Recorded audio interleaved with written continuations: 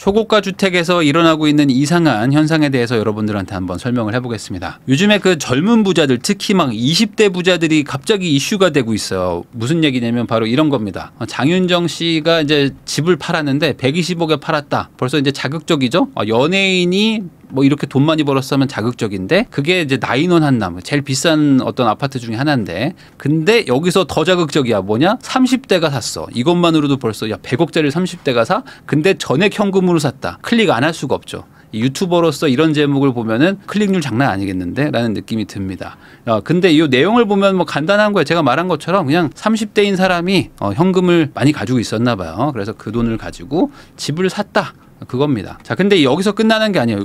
우연찮게 요즘에 계속 이런 기사가 나오고 있는데 94억짜리 한남더일도 현금 박치기로 샀다는 거예요. 근데 이것도 98년생 20대라는 거예요. 그러니까 야 20대가 어떻게 94억이 있지? 이거부터 벌써 또 신기하기도 하지만 야 이걸로 현금으로 대출도 없이 94억짜리 사?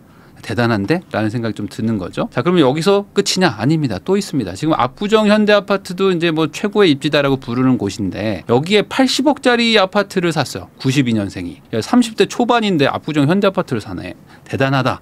라고 하는 거죠. 자, 근데 이게 단순히 대단하다라고 끝나는 건 아니잖아요. 아마 시청자 여러분들도 보시면서 저랑 같은 생각을 했을 겁니다. 두 가지 생각이 들어요. 뭐냐? 이게 마냥 그냥 청년들이 부자 돼서 좋은 집 샀으니까 축하합시다는 아니죠. 약간의 좀 이상한 느낌이 있는 거지. 야, 얘네들이 어떻게 부자가 됐지? 2030이 어떻게 90억, 100억이나 돈이 있지? 라고 하면서 약간의 색안경을 끼는 분들이 많아졌어요.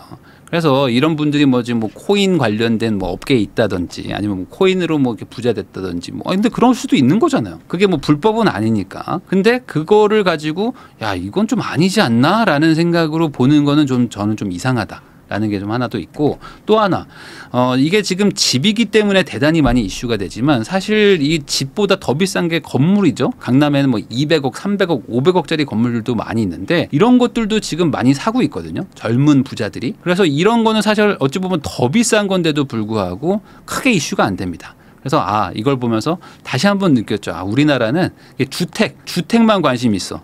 주택이 100억짜리면은 막 전국에서 막 관심을 갖는데 이 빌딩 한 300억짜리를 현금 주고 20대가 샀다 그러면은 뭐 그런가 보다 하는 거죠. 그러다 보니까 이제 이런 기사들에 이런 댓글들이 달립니다. 뭐냐면 부럽다 이런 댓글들도 있지만 아닌 댓글들이 더 많아. 이거 잘 모르고 고점 잡았네. 그리고 뭐 20대, 30대가 뭐 호구 낚였네 뭐 이런 얘기들을 하시는 분들도 있는데 저는 그렇게 생각은 안 해요. 제가 오늘 얘기하고 싶은 주제가 바로 이겁니다. 왜 이런 고가 주택들을 도대체 이런 부자라는 사람들이 사는 걸까? 많은 분들이 가장 먼저 이걸 벗어나야 될 오해가 저는 이거라고 생각합니다. 모든 사람들은 집을 가지고 돈을 벌려고 한다. 이게 뭐 대다수들은 맞습니다. 아무래도 이제 자산이 한정적이고 그런 분들은 어찌됐든 간에 이왕 산 거 좀 올랐으면 좋겠다라는 생각으로 잘 살려고 해요. 특히 이제 자산이 적으면 적을수록 이걸로 어떻게든 돈을 벌어야 되기 때문에 타이밍까지도 막 재가면서 어떻게든 최저점에 사가지고 최고점에 팔아야지라는 욕심이 더 끼기도 합니다.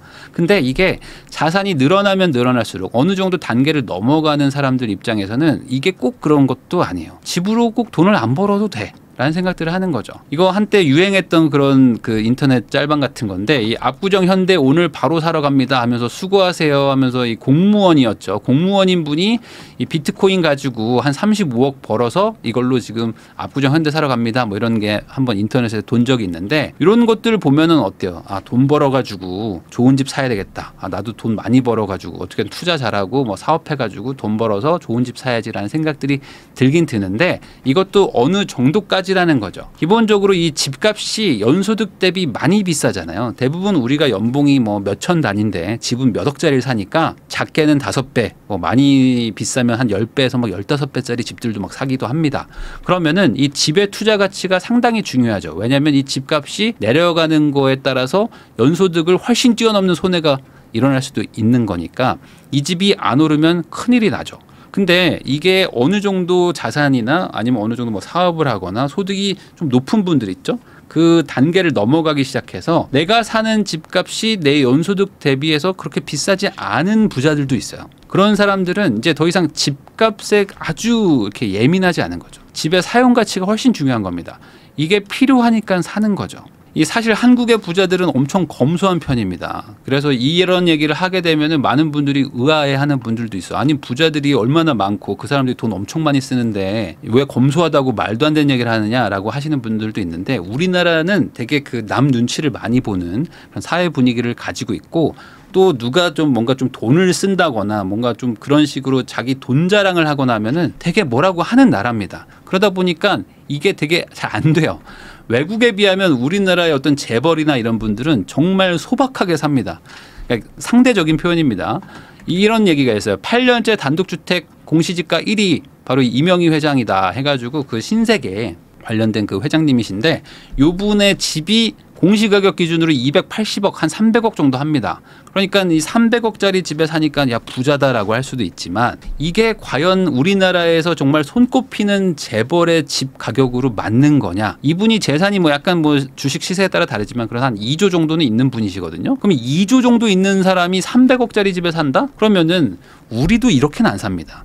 이걸 비율로 생각해 보면 우리가 한 200억 부자라고 생각해 볼게요. 200억 부자가 한 3, 4억짜리 빌라에 산다고 생각하는 거예요. 그러면 우리도 그렇게는 안 하잖아요. 그러니까 이게 생각보다 우리가 훨씬 부자들이 자기 돈을 가지고 있는 것만큼 잘 쓰지 못하는 나라인 거죠. 외국을 한번 생각해 보세요. 외국은 뭐 부자들도 우리나라보다 규모가 더 크기도 하지만 집도 뭐 1,000억, 2,000억, 뭐 3,000억짜리 집.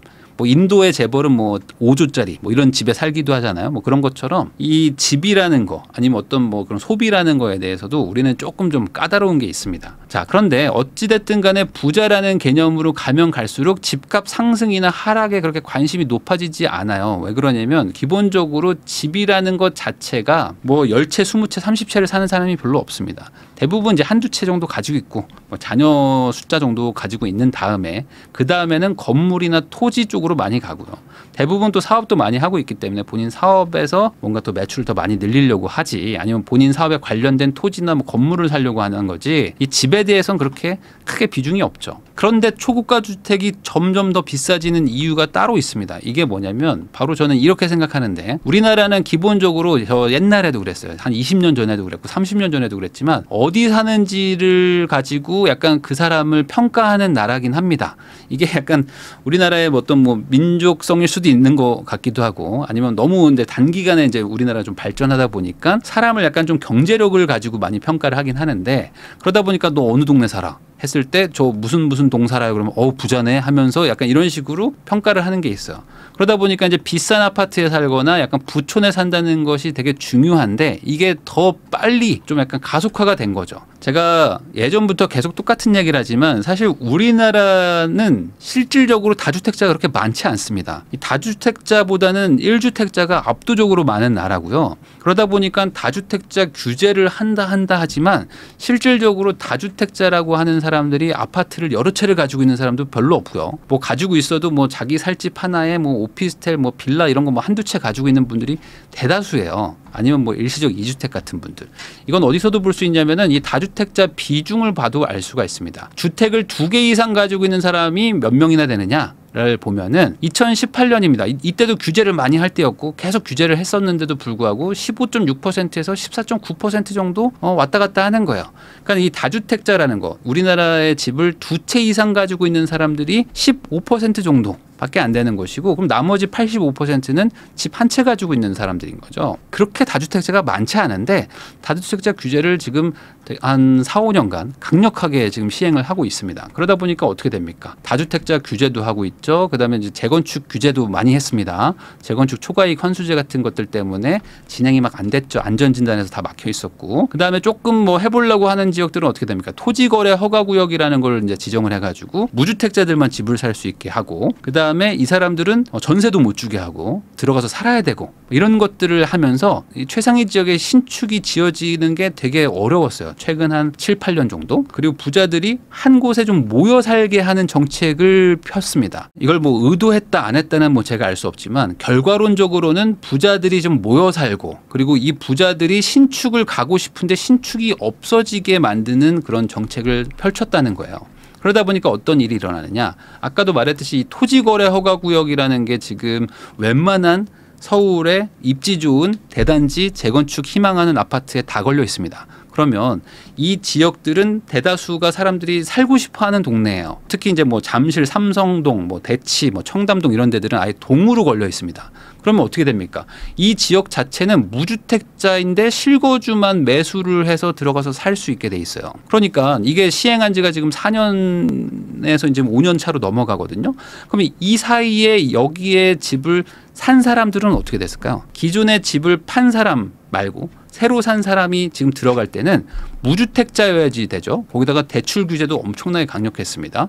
그러니까 대출을 받지도 못해. 그리고 실거주를 해야 되니까 전세를 끼고 살 수도 없어. 레버리지를 거의 못 쓰는 상태에서 집을 산 거예요. 그러니까 당연히 현금 부자겠죠. 그러니까 이 현금 부자들이 뭐 잠실 기준으로 봐도 아무리 못해도 한 15억에서 한 16억 이상 있어야 됩니다. 그래야지 집을 사서 들어갈 수가 있어요. 근데 대치동, 뭐 청담동 이런 데는 더 하겠죠. 뭐 20억, 25억 정도 현금이 있는 사람들이 그 집을 사서 들어갑니다. 그러니까 기존에 판 사람 대비 새로 들어가서 매수해서 거주하는 사람들은 경제력 격차가 훨씬 더 많이 납니다. 그러다 보니까 어떻게 돼요? 원해서 그런 건 아니겠지만 이 토지거래 허가구역이든 뭐 1주택자 권장 정책이든 이런 것들을 하다 보니까 사람들이 돈을 모아요. 돈을 모아가지고 좋은 동네에 그냥 대출 없이 현금으로 집어넣고 들어가서 살다 보니까 부자들이 점점 더 이렇게 집중화 현상이 되는 거죠.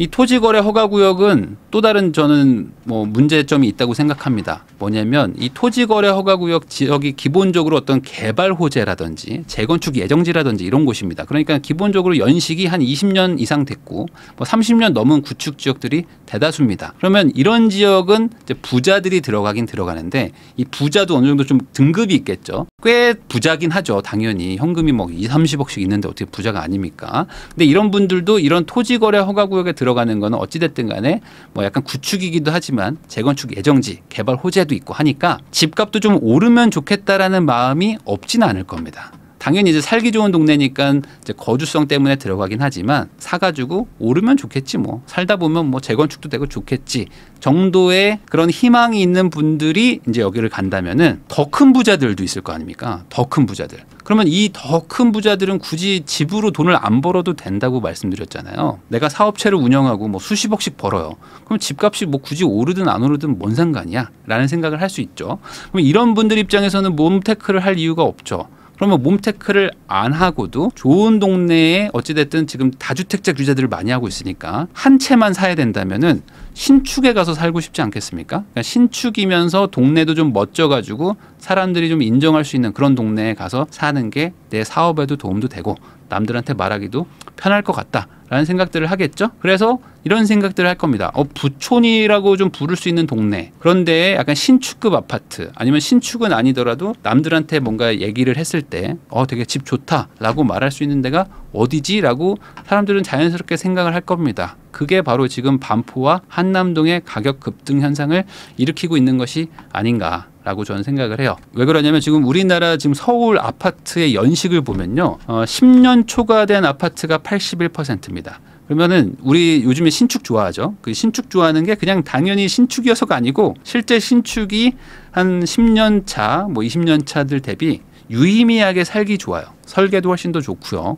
커뮤니티 같은 것도 더 잘 돼 있고 구조도 편합니다. 그래서 다들 신축 선호 현상이 높은데 1에서 5년 차 정도 된 신축급 아파트가 10%가 채 안 됩니다. 그 말은 뭐냐면 이 서울 아파트의 10채 중에 한 채 정도밖에 신축이 없다. 그러면 그 한 채도 서울 전역에 뿌려져 있겠죠? 그 말은 내가 살고 싶은 부촌의 신축이라고 할 수 있는 거는 극히 드물다. 라고 보면 되는 거겠죠. 57.5% 이게 뭐냐면 서울 주택에서 30년을 초과한 연식의 비율입니다. 30년 전이라는 거는 이제 90년대 초반입니다. IMF 전이죠. 그러니까 엄청나게 옛날입니다. 그때쯤보다 더 전에 지은 아파트 뭐 주택들이 서울에는 60% 정도 된다는 겁니다. 그러니까 신축 아니면 뭐 준신축이나 구축 살지 뭐라고 말하기에도 사실상 서울은 괜찮은 집이 별로 없어요. 대부분 30년 넘은 집이라고 봐도 무방할 정도라는 거죠.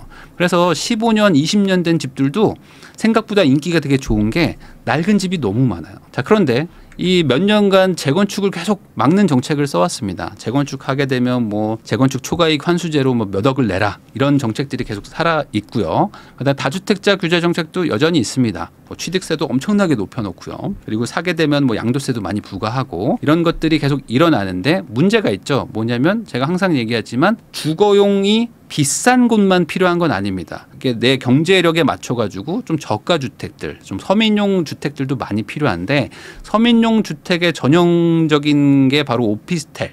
아니면은 이제 빌라 같은 것들인데 이쪽도 이제 다주택자로 취급을 하면서 막 종부세를 막 부과하고 취득세들을 막 많이 부과하다 보니까 어떻게 됐습니까? 이쪽을 사람들이 사고 싶어 하지 않아 하니까 서민용 비아파트 쪽 주택이 이제 완전 시장이 왜곡되기 시작하죠. 그럼 전세가 뭐 폭등하고 전세랑 매매가가 붙어버리는 깡통 주택들이 막 나타나면서 지금의 전세 사기가 일어나게 된 거죠. 근데 이 다주택자 규제 정책이 계속되면 계속될수록 이쪽 시장은 더 박살나게 될 겁니다. 그래서 지금 믿을 건 똘똘한 한 채 이러면서 계속 기사들이 나오는 게 대부분 보면 최근에 부촌이라고 불릴 만한 뭐 강남 지역이라든지 아니면 용산 뭐 한남동 지역의 신축급 아파트에서 이런 얘기가 계속 나오고 있습니다.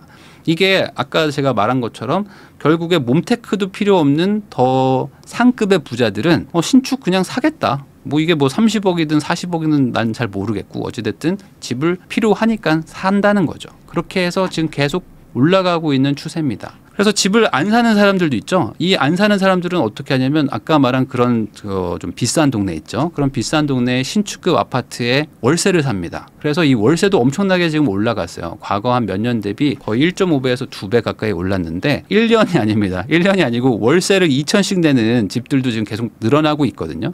그만큼 지금 이 부자들이 월세로 한 3억 정도를 내더라도 이런 동네 가서 사는 거예요. 근데 이거를 뭐라고 할 수 없는 거죠. 왜냐면 이 사람들은 내가 뭐 지금 재건축 가서 몸테크 할 것도 아니고 뭐 돈이 없는 것도 아니고 근데 물건이 별로 없죠. 재건축이 많이 안 되니까 갈 수 있는 동네가 한정이 돼 있는 거예요. 그러면 그냥 들어가서 사는 거죠. 그래서 이 현 정책을 지속하면 지속할수록 사실 부자들은 어쩔 수 없이 더 모여 살게 됩니다. 왜 그러냐면 약간 좀 뭐 빨대 효과 같은 거일 수도 있겠는데 이 부자들이 이제 모여 살기 시작하잖아요. 그러면 그 동네가 부촌이라는 것만으로도 사람들이 또 들어가요. 이게 약간 우리나라 사람들이 약간 등급을 매기기 좋아하고 일반화하기를 되게 좋아해서 뭐 어디가 1급지구 어딘 2급지구 뭐 이런 거 가지고 맨날 싸웁니다. 그런 것처럼 어느 지역에 부자들이 모여 산다. 라고 하는 순간 야, 이 동네가 그러면 더 상급지지. 그러면 그 동네 가서 살아야 되겠다라는 부자들이 왔더니 월세가 뭐 2천이고 아니면 매매가가 뭐 100억이야.